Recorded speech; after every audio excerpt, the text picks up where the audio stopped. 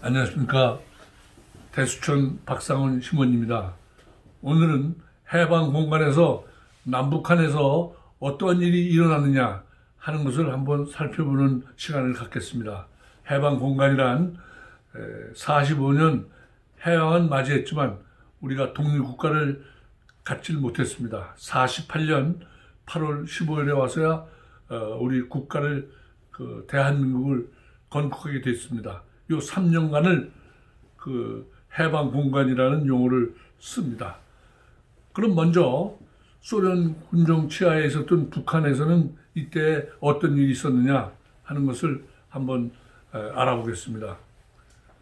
1946년 3월 20일에 미국과 소련은 우리 한반도의 문제를 미소 공동위원회를 열어서 합의하기로 약속했지만, 그러나 그거보다 훨씬 전, 한 달 전에 벌써 북한에서는 1946년 2월 8일에 북조선 인민위원회를 구성해서 사실상의 북한의 단독 임시정부를 설립했습니다. 즉 토지의 무상 분배, 토지의 무상 몰수 분배. 그러나 이 무상 분배는 소유권을 인정한 것이 아니라 경작권만을 인정한 것입니다. 다시 말해서 이사를 간다든지 하는 것은 하면은 경작권을 잃게 되는 이러한 제도였습니다. 어쨌든 이러한 토지 개혁을 단행했고, 또 1946년 11월 군시도 인민위원회 선거를 실시했습니다. 우리가 선거하면 우리는 국가에서는, 민주주의 국가에서는 비밀 투표에 의해서 이루어지는 것을 상상할 수 있는데, 이들이 실시한 선거라는 것은 완전히 비밀 투표가 아니라 찬반 투표였습니다. 그래서 찬성표는 백색 투표함에 집어넣고 반대하는 표는 흑색 투표함에 집어넣는 것이었습니다. 그러니까 찬관이 있지 않겠습니까? 그러면은 백색으로 가는지 흑색으로 가는지가 이것이 다 투명하게 행동이 드러나니까 비밀 보장이 안 되는 그야말로 허울뿐인 선거였겠죠. 이런 선거를 통해서 3,459명의 인민위원을 설치했고, 이 인민위원 중에서 그 다음에 1947년 2월 237명의 대의원을 선출했습니다. 그래서 북조선 인민회의, 즉 우리로 말하면 국회입니다. 이것이 구성됐고, 또 북조선 인민위원회 행정부가 이때 구성된 것입니다. 다시 말해서 사실상 정식 국회와 행정부가 수립된 것입니다. 다시 말씀드리지만 47년 2월에 벌써 이와 같은 작업이 다 아주 일사천리로 이루어졌다 하는 점을 우리가 기억해야 합니다. 그러면 미 군정 치하에 있었던 남한에서는 어떤 일이 있었느냐? 1946년 2월 말에 미국 국무부는 미 군정 하지 사령관에게 밀명을 내렸습니다. 비밀 지령이죠.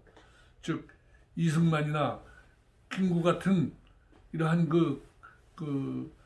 중량감이 있는 세력을 약화시키고 새로운 세력을 양성하라 이러한 지시를 내렸습니다. 그러니까 다시 말해서 여기서 강조할 것은, 이승만은 미국의 주구다 이렇게 말하는 사람들이 있는데 이것이 얼마나 거짓말인지를 이러한 사실로 밝혀줄 수 있는 내용입니다.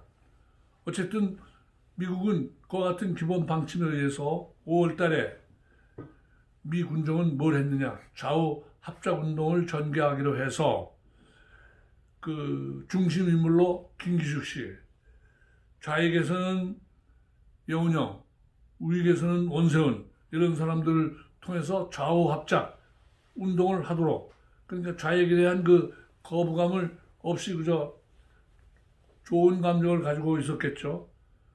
그러나 회의의 주도권을 여운형이 쥐고 있으면서 그 북한 김일성에게 밀서를 보내서 모든 것을 자기에게 협조해달라 하는 그 부탁을 했고 그것을 들어주기로 했지만 그러나 그와 같은 여운형의 독주는 오래가지 못했습니다. 왜냐하면 9월 달에 1946년 9월에 몰래 여운형을 평양에 소환했습니다. 김일성은. 그래서 김일성과 소련 지도부는 그 어떠한 지시를 내렸느냐. 남한에 있는 좌익 3당 합당 작업에 당신이 아니고 박헌영을 중심으로 해서 이렇게 해라. 이런 지시를 내렸기 때문에 그는 배신감을 느끼고 돌아왔고 또 말하자면 이승만 씨나 김구 씨가 배제되고 또 좌익에서도 그 중심 세력인 그러한 그 중심으로 활동했던 여운형이 배제됨으로 해서 추진 동력을 상실해서 그 아무런 성과를 거두지 못한 채 끝났습니다. 그러면 미소공동위원회는 또 어떻게 됐느냐? 1946년 3월 20일에 제1차 회의가 있었고 또 훨씬 1년 2개월 후인 1947년 5월 21일 제2차 미소공동위원회가 있었지만 다 결렬되고 말았습니다. 그 원인은 어디에 있느냐? 소련은 일관된 주장이 신탁 통치에 반대하는 정당 활동을 한 그러한 그 정당이나 단체는 임시정부 구성에 배제해야 한다. 이런 것을 1차 때 얘기했는데 그것을 수용할 수 없어서 1년 후 다시 했는데도 똑같은 주장을 되풀이하니까 그 미국 측에서는 2차 회의를 한 그때서야 깨달은 겁니다. 뭘 깨달았느냐? 소련 말대로만 한다면 끝에 가서는 결국 한반도도 그 동유럽과 마찬가지로 소련의 유성국가로 초래될 가능성이 매우 크다는 점을 뒤늦게나마 깨달았기 때문에 그들은 미소 공동위원회에 의해서 한반도의 문제를 해결하겠다는 기본 방침을 거두고 모든 문제를 한반도의 문제를 유엔에 의해서 처리하도록 이렇게 유엔에 대한 주도권을 가지고 있는 미국은 유엔 총회에서 47년 9월 23일 날 유엔 총회에서 찬성 40일, 반대 6, 기권 7이라고 하는 압도적인 그 찬성에 의해서 한반도 문제를 유엔에서 해결하기로 이렇게 방향 전환을 한 것입니다. 그리고 그 11월에 와서 한국의 감시위원단을 조직해서 그 비밀 투표 형식에 의해서 그 선거를 하고 그 선거에 의해서 인구 비례에 의해서 정부를 구성한다. 이러한 그 원칙을 세웠지만 그러나 북한에서는 이것을 수용할 까닭이 없겠죠. 자기들이 각본대로 좌익 중심으로, 다시 말해서 공산당 중심으로 모든 것을 하려고 하는 것에 대해서 제동이 걸렸는데 그 우익을 인정하는 것에 그 찬성할 리가 없기 때문에 그 북한은 유엔의 위원단이 북쪽 땅에 한 발짝도 디딜 수 없다. 이렇게 선언을 했습니다. 그래서 유엔 총회에서는, 유엔 수호위원회에서는 그러면 감시위원단이 활동이 가능한 지역만이라도 하자. 이렇게 결국 됐기 때문에 남한 지역에서의 그 단독정부, 단독선거가 이루어질 수밖에 없는 그러한 실정이 된 겁니다. 그래서 그 하지와 유엔 위원단의 그 위원단과 합의한 것이 그 48년 5월 9일 날 남한 지역에서 그 만이라도 선거를 하기로 결정을 내린 것이었습니다. 그러니까 그 북한과 소련의 그 당초의 계획이 이제 뜻대로 안 된 것을 다 드러난 거죠. 그래서 소련은 47년 10월에 가서 47년 10월에 유엔으로서 넘어가기 이전이죠. 유엔 문제가 한국 문제가 그럴 때 어떠한 발표를 했느냐? 47년 10월 3일 한국 문제에 유엔 상정을 반대하기 위해서 소련은 어떤 것을 제시했느냐? 남북한에 주둔한 미소군이 다 조기에 철수하고 한국 문제 해결을 한국인에게 맡기자. 이러한 방안을 지원해야 된다. 이런 것을 주장했는데 그것을 그대로 담아서 김일성이 이러한 주장을 하면서 남한 측에 협상을 제안했던 것입니다. 그러나 남한에 있는 우익 세력들은 전부 한결같이 그들의 흉계가 너무 잘 알고 있기 때문에 그 김구 선생까지도 47년 말까지도 이승만과 뜻을 같이 해서 할 수 없이 남한만이라도 단독 선거, 단독 정부를 수립할 수밖에 없는 입장이다. 이러한 입장을 고수했는데 갑자기 48년 1월 하순에 남북 협상을 지지한다. 이러한 태도 변화를 한 것입니다.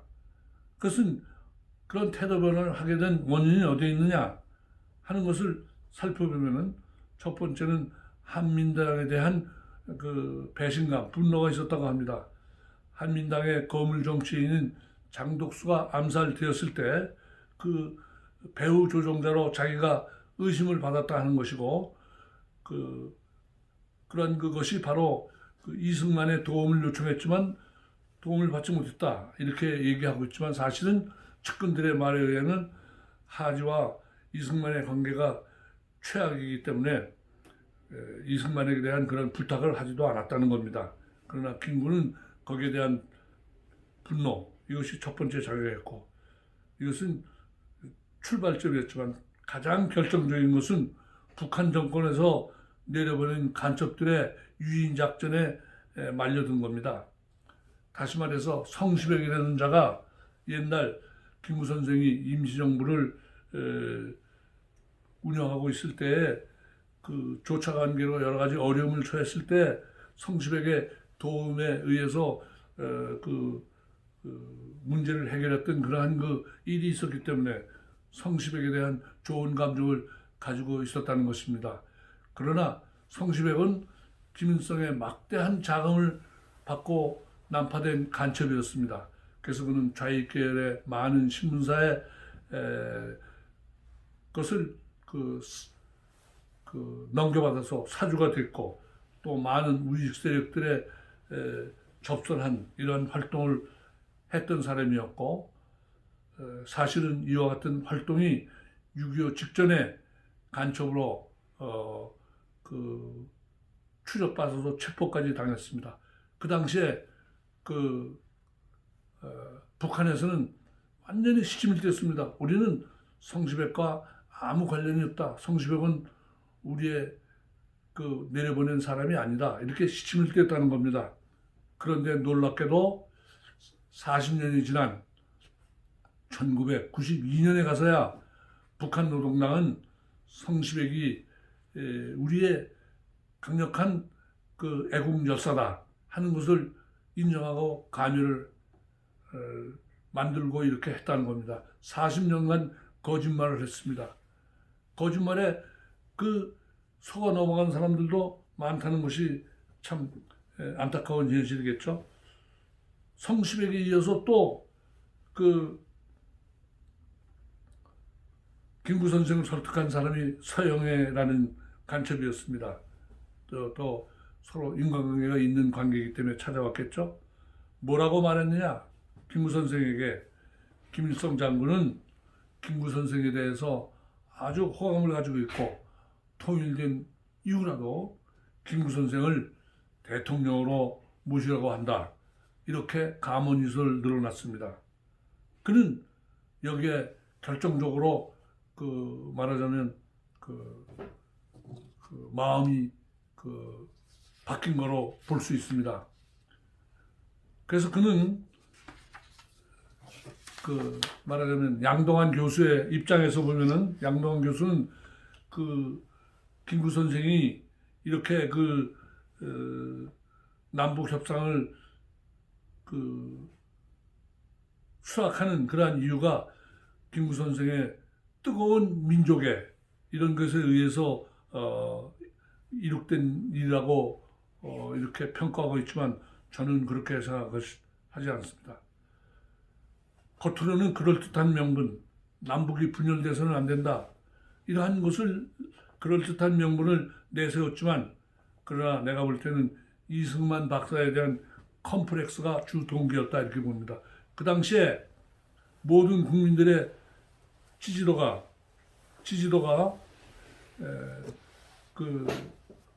이승만 박사에게 쏠려 있고 자기는 그저 아무런 주도권을 행사할 수 없는 그러한 처지가 된 거에 대한 그런 컴플렉스가 있기 때문에 겉으로는 그럴듯하게 민족주의자로서의 명분을 내세우면서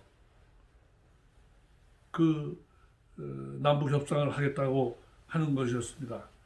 그래서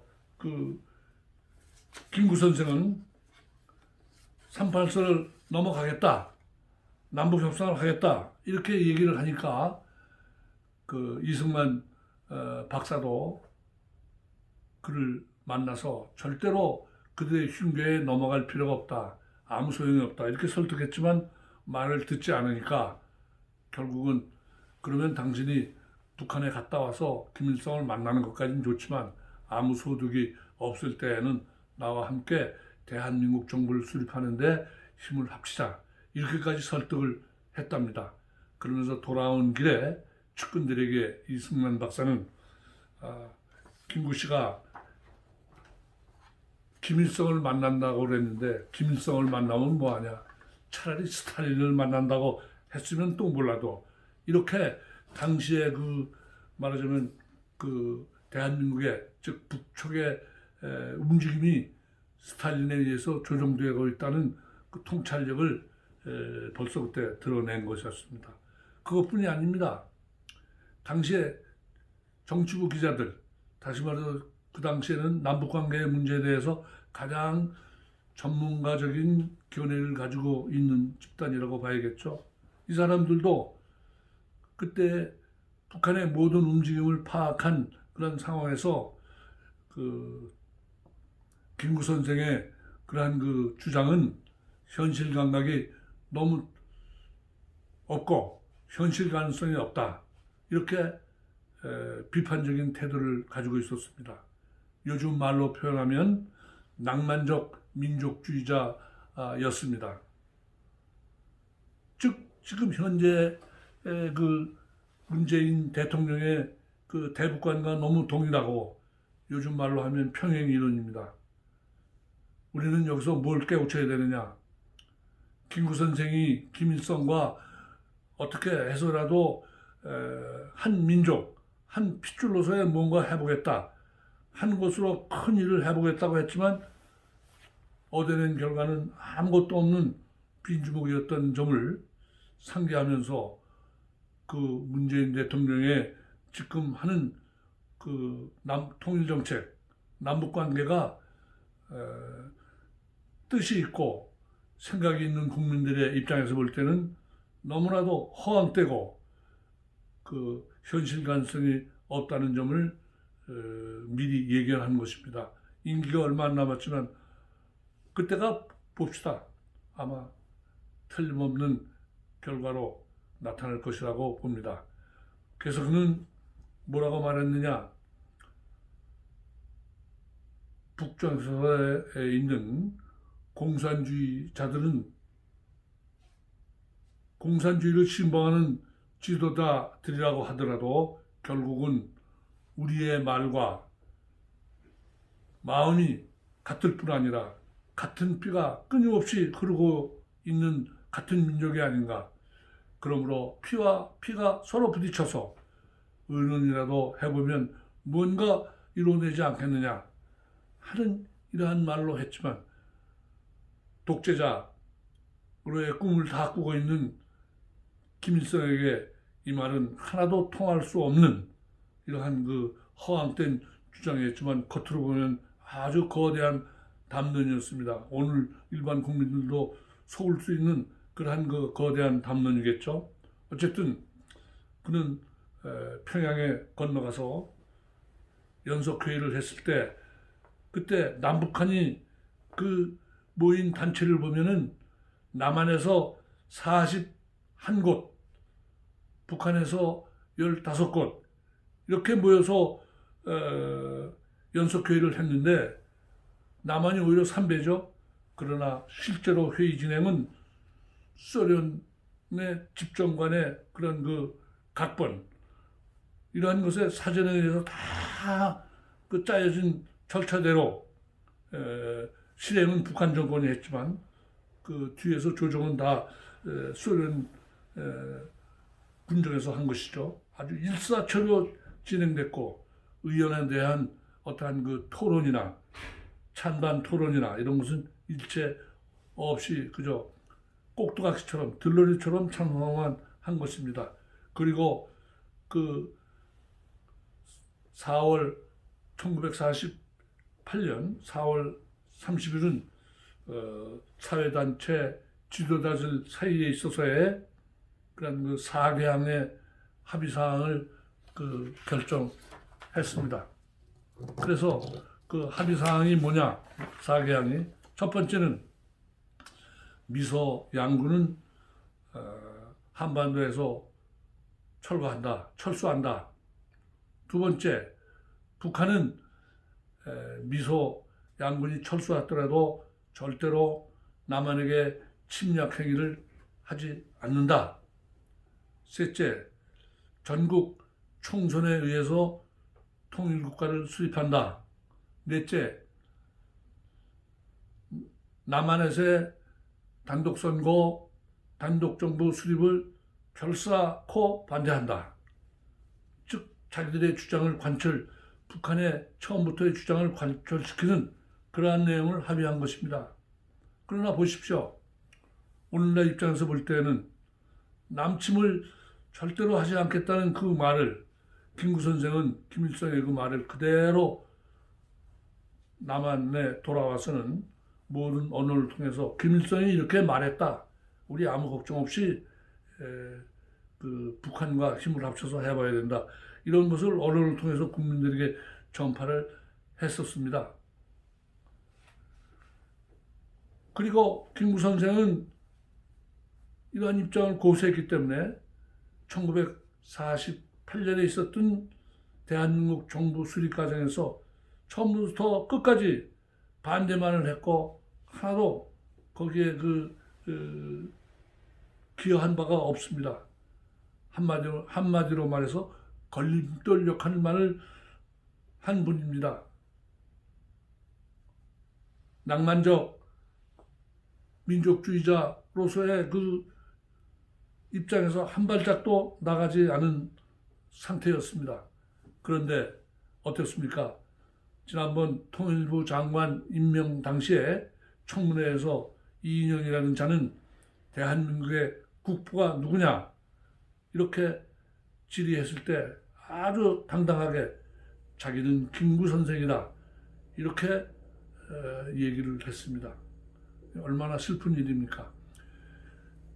이인영이라는 자가 김구 선생의 이러한 행적을 알고 있었는지 모르고 있었는지, 또 어떤 의미에서는 알고 있었을런지도 모릅니다.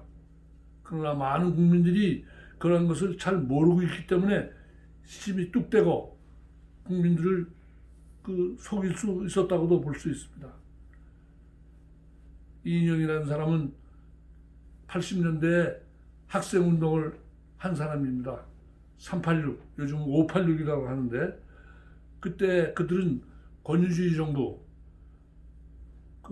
간선제에 의해서 영구 집권을 하겠다고 하는 그 정치 세력의 맞싸워서 민주화를 위해서 투쟁한다 하는 학생운동을 했지만, 그러나 내면적으로는 완전히 주사파에게 접수돼서 북한의 주체 사상에 완전히 동조하는 이러한 사상에 완전히 몰입된 사람들입니다.